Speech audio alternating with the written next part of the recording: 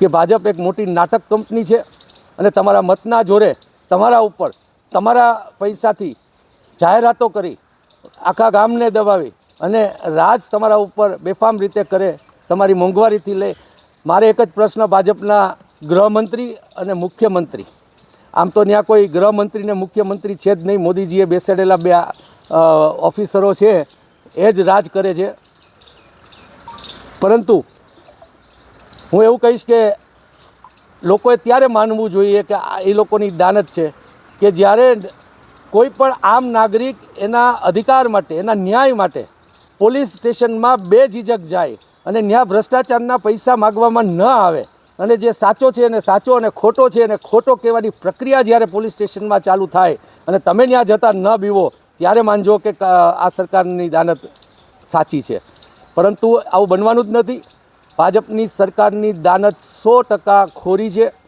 પોલીસનો ચૂંટણીઓ દરમિયાન આવા જ લુખાઓને, ગુંડાઓને, બુટલેગરોને, વ્યાજખોરોને દબાવી અને ભાજપને મત અપાવડાવવાનું કામ પોલીસ દ્વારા કરવામાં આવે છે.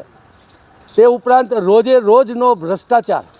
પોલીસ સ્ટેશનમાં જાશો તો કોઈ પોલીસવાળો કોઈને ન્યાય અપાવવામાં કે કાયદાના અમલ કરાવવામાં બિઝી નહીં હોય, એના કરતાં વધારે બિઝી જો માણસ પોલીસ સ્ટેશને આવ્યો છે એ ફરિયાદી વધારે પૈસા આપશે કે ગુનેગાર વધારે પૈસા આપશે, એને તોડમાં જ પડ્યા હોય છે અને એ તોડ એને ફરજિયાત કરવો પડે છે, કારણ કે એણે એના ભાજપના આકાઓને પૈસા પહોંચાડવાના હોય છે.